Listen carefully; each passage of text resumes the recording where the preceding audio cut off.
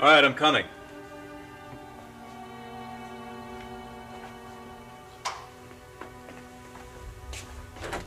Hello, Bennett. Henry, I didn't know you were in town already. I just arrived this morning. Since I was Derek's nearest relative, it was up to me to close the apartment and dispose of his personal things. Well, I'm sorry you're here on such a sad mission, but it's awfully good to see a familiar face here. I saw Hester before I left, and she asked me to deliver this to you. Thank you, Henry. Well, that's what I call fast service. I was glad to be of help. Sit down. I ordered up a pot of coffee. Can I interest you in a cup? Well, thank you, Bennett, but I can see you're working. I don't want to interrupt. I wish you were interrupting something. I can't seem to get started this morning. I imagine it's difficult working amid unfamiliar surroundings. Yeah. Can't seem to feel anything but out of place here in New York. Well, you'll get back into things once you get back to Norwich. Yeah. Where's Lisa? Would you believe she's out shopping? I hardly even see her during the day. She's enjoying herself, huh? She loves New York. I wish I could say the same, but I just can't. Everything's so fast, so cold and impersonal here. Well, even Oakdale's too big a city for me. Well, that's something you two will have to agree on before the wedding. Oh, we'll work it out. Lisa loves living in the country as much as I do. Funny. What is? Ruth and I discussed the same thing before we were married. She insisted she'd love living in the country, but... Bennett, if I were you, I wouldn't think about anything concerning Ruth. Lisa is a totally different woman, despite a strong physical resemblance. I pray every day of my life that that's true. Why don't you just put your work aside while you're here and concentrate on Lisa? I want to finish the book before we're married, since we're getting married in 2 weeks. Is there much more to do? No, not much. I started the last chapter the day we left for New York. Although how that chapter ends is really up to Lisa.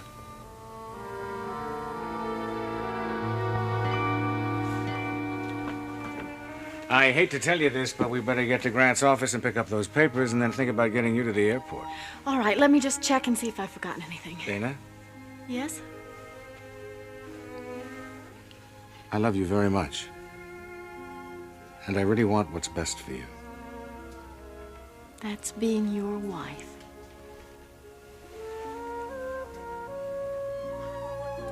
Well, I tried calling Jay at his home again this morning.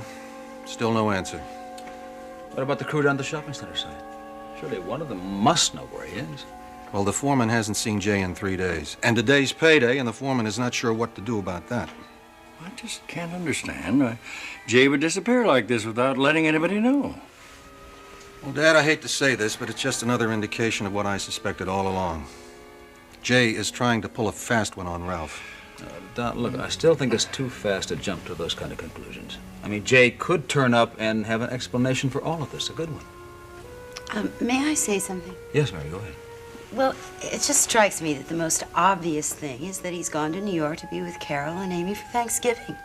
But, Mary, he would have certainly told somebody if that's what he planned to do. Not necessarily. I mean, maybe he decided to go at the last minute and he was excited about it and forgot to tell anybody. Well, that could be logical. Mary, would you know how to reach Carol in New York? Ooh, I know she's staying with her father. I don't know the number, though. The bookstore would have the number, Mary. Why don't you call and get it from them, all right? Good idea, thank you. Thank you, Mary. Well, Ralph is over the bank right now trying to get a loan to cover the payroll and keep work going on the site. Now, as his lawyer, I advised him against doing that, but he insisted anyway. Well, I know I'd probably do the same thing, Donald, if I had that kind of money in a project as Ralph has in this. I mean, you know, any kind of delay, it puts him in a really big bind. Well, I just hope that Jay is with Carol. I'd like to find out what this is all about before I leave. Well, how's the trip to San Francisco coming along? Well, just fine. Tom's going to take care of most of my work. Although there's a couple of things I would like to take up with you two before I go. All right, Chris. Well, look, I have an appointment in a few minutes, but when I'm free, I'll get in touch with you, all right? Fine. Well, I can help you now, Dad. I can work with you until I hear from Ralph. Good. Well, let's go to my office All right, then. fine. Excuse me, Bob and Dana are here? Well, Hi, man. how are you? Well, I understand that you're going to be leaving us today, huh, for a while. For a very short while. I'm going to be back as soon as the lawyers say I can leave. Well, have a good trip, dear. Thank you. Oh, and be sure and tell Nancy. Thank you for the best Thanksgiving dinner I can remember. Well, I'll certainly tell her that. Now, that's the kind of compliment Mom can live on for weeks. No, really, it's true. I can't tell you how many Thanksgivings I spent on the road. We always had dinner at a nice restaurant. But I always envied people with homes and families around Well, them. now that you're going to be a member of the Hughes family, you're going to celebrate every holiday with us. Thank you. See you when you get back. Okay. See you later, Dad.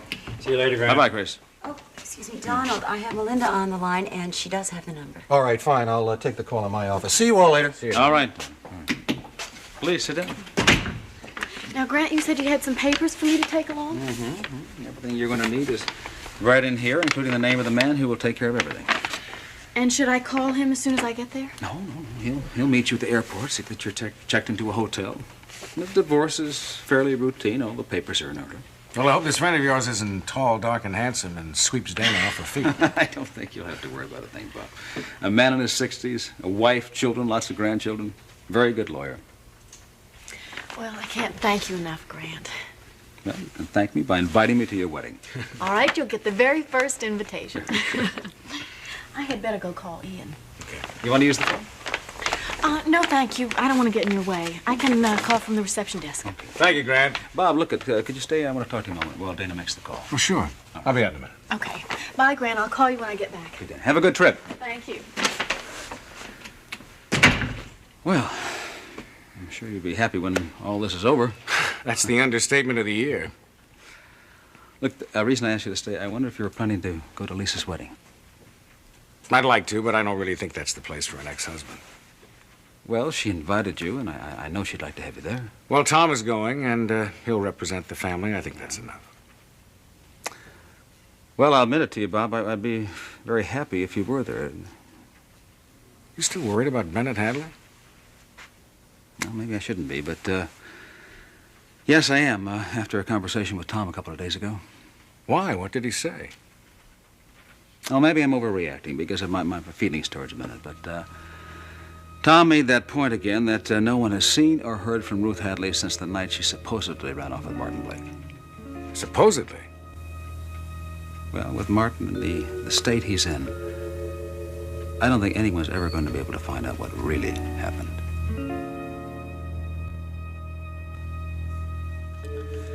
Well, thanks for stopping by, Henry. And I expect you to call later about having dinner with Lisa and me tonight. I'll do that. Oh, Bennett, I wish you'd keep in touch with Hester while you're here. She's alone at the inn, and I can't help worrying about her. I'll call her tonight. Oh, and thank you so much for the envelope. Ah, my pleasure. And give my love to Lisa. Will do.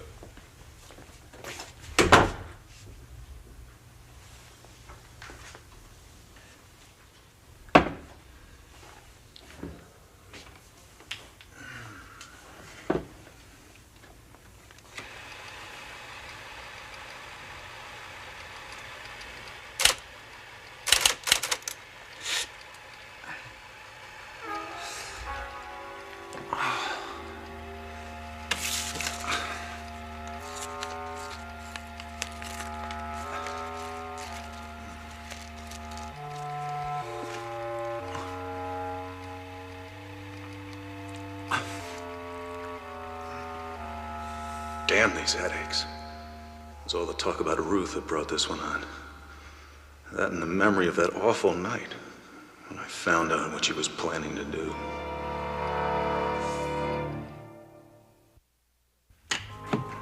Hello? Oh, hello, Barbara. Glad to see you. Yeah, I was downtown shopping. I thought I'd stop by and say hi. Good, because I was going to call you up anyway. Need to talk to you about something. What? Well, I've made a pretty important decision about my life yesterday. I need an objective opinion. What decision? I'm going to get my freedom from Beau. I've decided it's really pointless for me to go on hoping and waiting for something that will probably never happen. I think that's very wise. I'm not even sure what lawyer I'm going to use. But I'm going to make it very clear. I do not want any kind of financial settlement at all. I can do just fine here with my job. Melinda, does Matt have anything to do with this decision? I know you've been seeing an awful lot of him. No. He's a nice guy. I do like him a lot. But it really couldn't be anything than just a good friendship. Are you sure? I think he really likes you. I know. That's why I broke it off with him. I don't want him to think it could be anything more than what it is.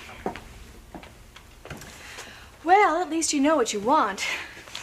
I know I don't want to get seriously involved with anyone right now. I didn't see Sheila out front when I came in. No, she's at the hospital branch. In fact, she'll probably be there most of the time between Christmas and now. I ran into her over there the other day. I must say she's looking quite radiant. In fact, she told me her life was perfect in every way. Barbara, Look. Don't say I told you so, okay? She's entitled to her own life, too. I know. I just have the feeling that things are getting quite serious between her and Tom. Yeah, I gathered that, even though she didn't put it into so many words. I guess things, turn out the way they do for the best. I'm just glad I didn't do anything to confuse the issue.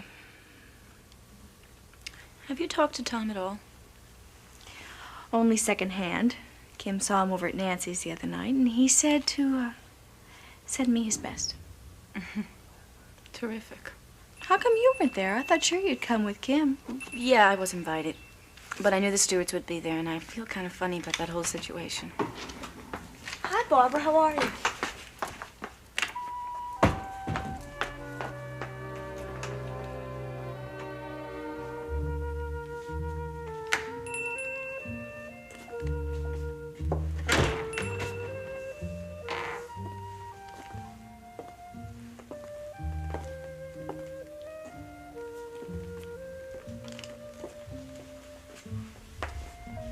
Gloria, Yes, Mrs. Landrigan? do you see that woman who just came in? Yes, what about her? She looks just like, what was your partner's name? Ruth, wasn't that it? Yes, she does. It's a striking resemblance. Well, I'll send that Chippendale chest to your estate in Long Island the 1st of next week. Oh, Gloria, I thank you so very much. It was exactly the piece I was looking for. Oh, I'm very glad I was able to locate it for you. You've been such a wonderful customer for so many years. Well, I remember the very first time I came into this shop. Oh, you weren't even here. That's right. It was Ruth who took care of me. What'd you hear from her? Oh, I haven't heard anything at all in quite some time, over a year and a half. That's odd, isn't it? The two of you were so close. Very close. I think about her a lot. Sometimes I wonder if I'll ever hear from her again. Well, you never know. One of these days she might just come right in here and surprise you. Gloria, I better be going. And thank you so very much for all your help. Oh, goodbye, Mrs. Landrigan, and thank you. Goodbye, dear. Thank you. Goodbye now.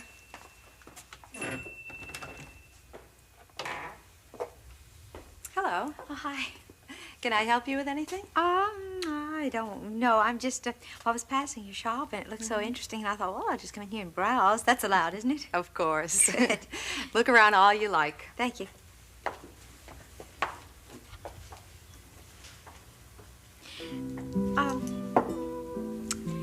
Actually, I am looking for a gift for my fiancé. I thought I'd give him a surprise. He likes antique things and... Well, if you find anything you like, you just let me know. Thank you, I will.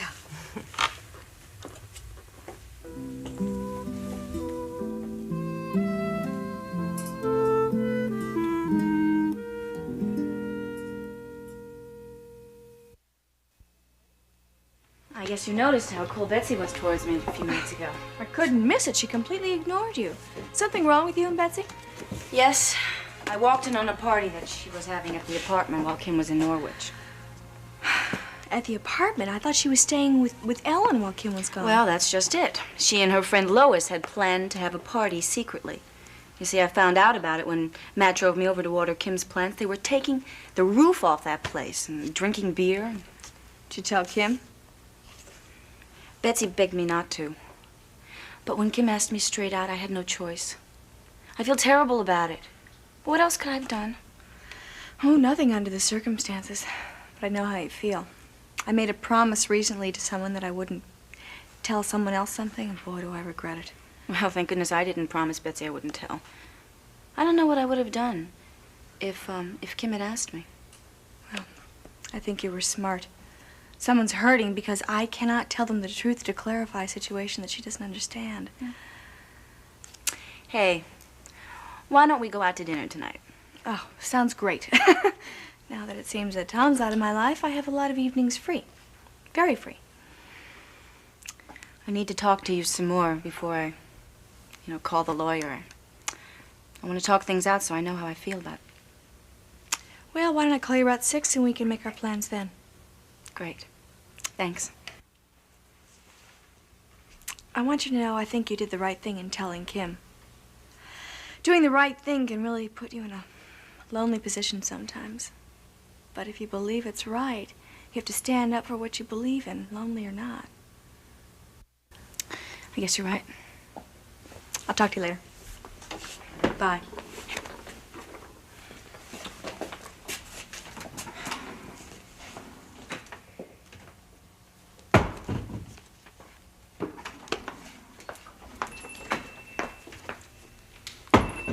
Betsy, can we talk for a minute?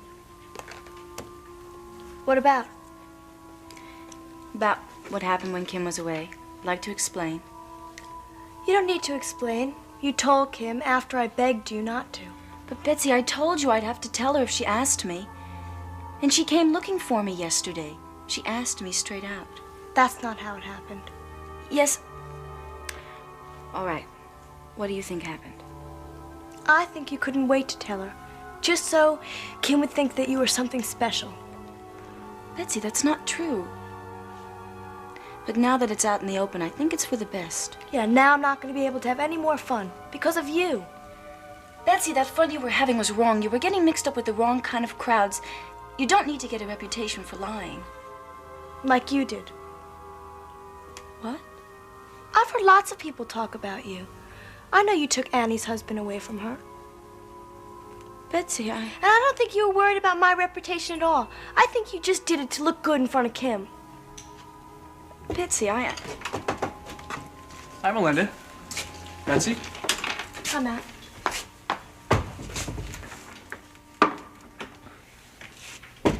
What's going on? You look kind of upset. I am. Can I help? No, I'll be okay. Thanks anyway. Hey, what are you doing here anyway? How come you're not at work? I got off early today since Jay's not around. Jay's not around? No. Took off a couple of days ago and nobody knows where he went. So the foreman paid us all off and sent us home. Well, does that mean you won't be going back to work? Well, not till Jay gets back anyways. And I hope it's soon or he'll be losing a lot of his crew. Most guys can't afford to be laid off like this. I'm sorry. Look, Melinda, I'm the one who's sorry. I know I got a little out of line that night at Kim's. It's okay. No, it's not okay. You were upset. It only happened because I like you so much. Matt, I just feel it's best if we didn't see each other for a while. I was hoping that you'd let me take you out to dinner tonight, so I can show you that I can enjoy being with you without expecting anything more than that. You know what I mean? I'm sorry, Matt. I'm having dinner with Barbara tonight. Melinda, Judy said to tell you she needs your help in front. Thanks. Well, I better be getting back to work. Yeah, sure. I'll talk to you later, huh? Bye. Bye.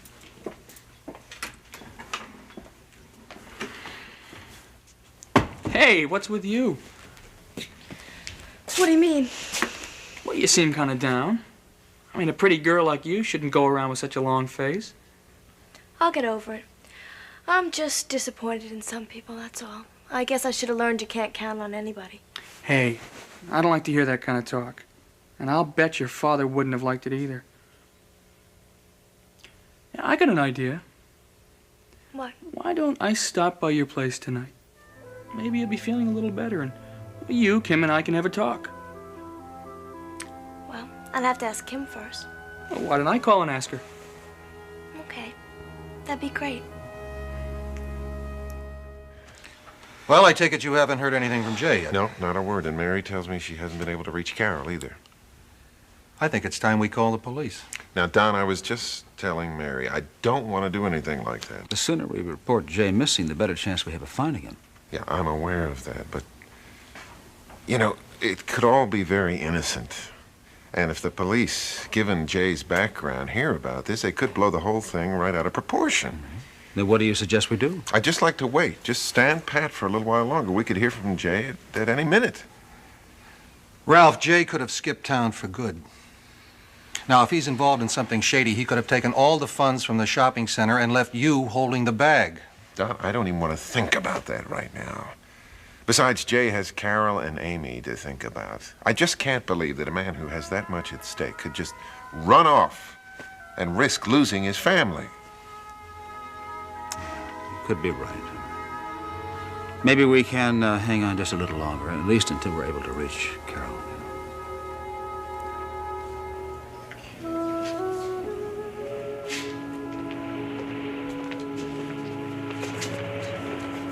You pick up your ticket, and I'll try to buy a cup of coffee before you have to board. Thank you and have a pleasant trip. Thanks. Yes, ma'am. I have a reservation on your flight to Haiti. Dana McFarland. Yes, Miss McFarland. Oh, before I ticket you, something arrived here for you. What? Flowers. Oh, someone wishing you a bon voyage. But who? Well, the card might give you some idea. Oh, look how lovely.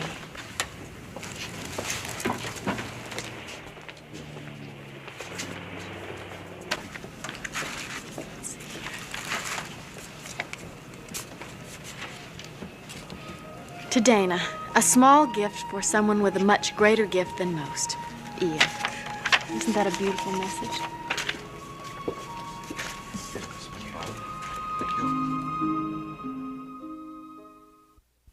Look, Ralph, I know you have a great deal in your mind at the moment, but I want to talk to you about something that has nothing to do with Jay or the shopping center. Frankly, Grant, it would be a relief to talk about something else for a minute. Good. Well, I want to talk to you about listing Lisa's house for sale. She definitely wants to sell it, huh? Yeah, that's what I've been told by Tom, yeah. She's planning on living in Norwich, so she has no really reason to have a house here. Well, she could always rent it. Yeah, I know that. But, you know, rental property, it takes a lot of care and all that. Lisa doesn't have the time or patience to do that, you know. Anyway, Tom asked me to make arrangements to put her house on the market, so... Well, it's a very nice house, and I'd be happy to handle it for you. All right. Well, put the listing in and we'll see what happens. Okay. You must kind of hate to give it up. There must be a lot of memories associated with it for you. Well, there are, you know. Good and bad, but the thing I'm concerned about is how it will affect Lisa. Well, what do you mean? Well, I just hope she's not jumping the gun, cutting all her ties off here in Oakdale. When is the wedding, Grant? Lisa will become Mrs. Bennett Hadley in less than 2 weeks.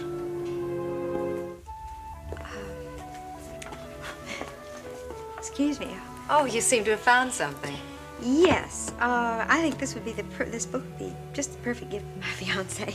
Well, anybody who's lucky enough to get it will be very pleased. This is a beautiful old Italian volume. Has quite a history. Oh, yes. I can imagine. I certainly do like the way it looks.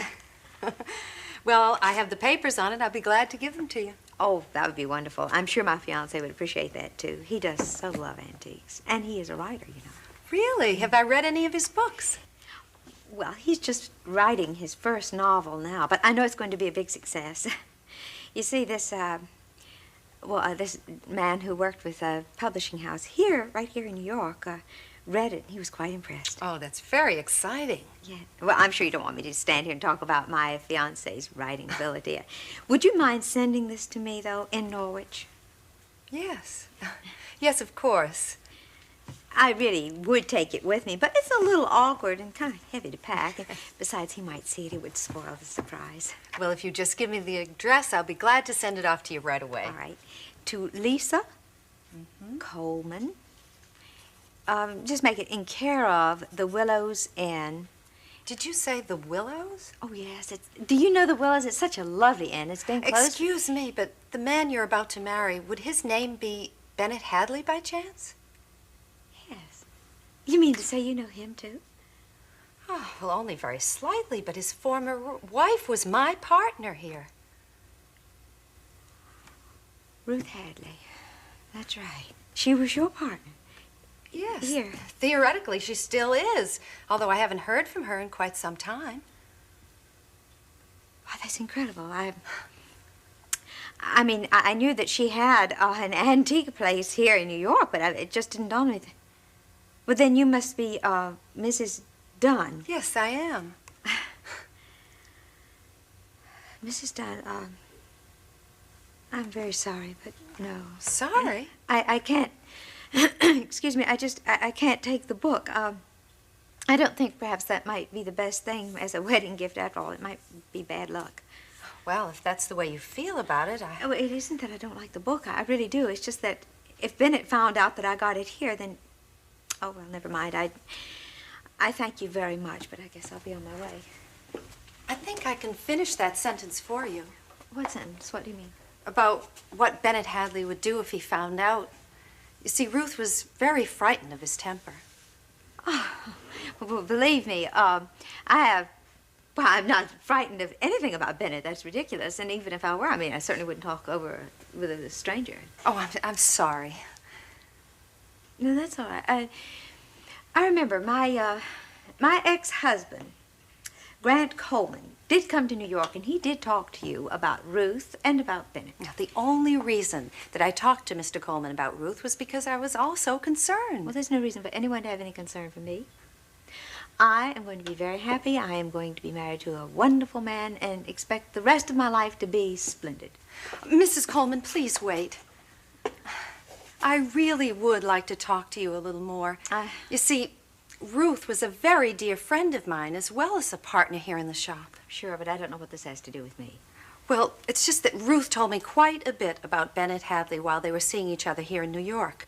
Look, Mrs. Dunn, I know that Ruth had problems with Bennett, but I'm sure they were all her own doing. No, you didn't know Ruth. She was a lovely, gentle, warm woman. There was no reason for Bennett to behave toward her the way he did. Oh, Mrs. Dunn. I told her that she was making a mistake running off with him like that. But she felt that after they were married, his temper and jealousy would end. Well, I'm sure if she had been the kind of wife he'd expected her to be, that everything would have been all right. She wrote to me a few times from the Willows. Apparently, his temper became worse. She became quite terrified of him. I don't wish to continue this. No, something very wrong happened at the Willows with Ruth. It wasn't like Ruth to just disappear like that. Oh, please. She didn't just disappear. She ran off with another man. Oh, I know that's what Bennett claimed. No, it's true. She ran off with this actor named Martin Blake. She left the Willows with him.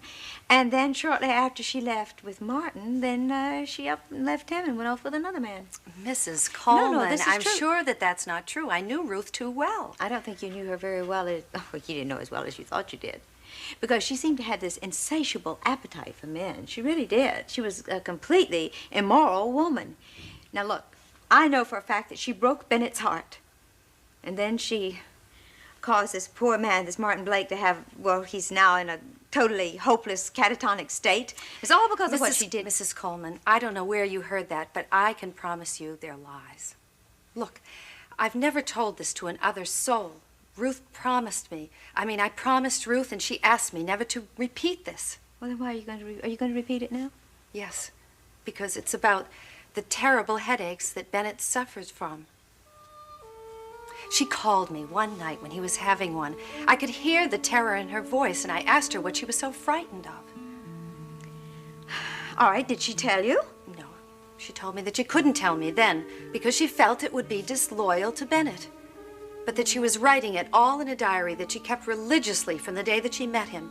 And that if anything ever happened to her, I was to go up to the... I don't want to hear any more of it. I really think I should go. Mrs. Coleman, Please, I I'm haven't sorry finished. I couldn't buy your book, and I'm sorry I took up so much of your time.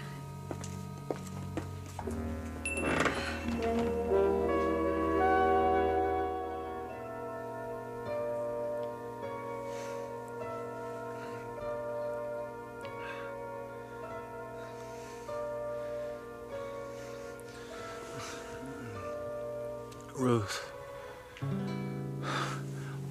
Ruth. Ruth.